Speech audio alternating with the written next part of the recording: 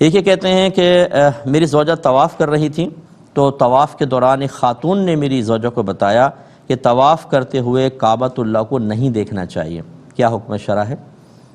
دیکھیں، جس عورت نے بتایا بالکل غلط بتایا، بلکہ افضل یہ لکھا ہے کہ جب آپ طواف کریں تو اپنی نگاہ کعبۃ اللہ پر رکھیں تاکہ آپ کو برکت حاصل ہو، اس کو دیکھیں تو اور ثواب ملے۔ ہاں یہ ہے کہ رخ نہ پھیریں،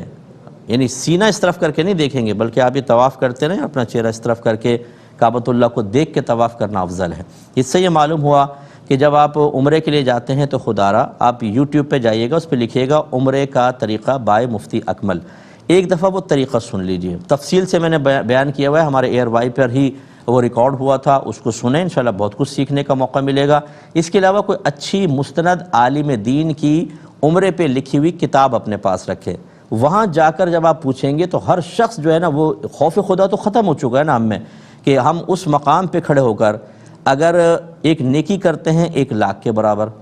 اور گناہ کرتے ہیں تو اعلیٰ حضرت کی تحقیق یہی ہے کہ گناہ بھی 1,00,000 کے برابر،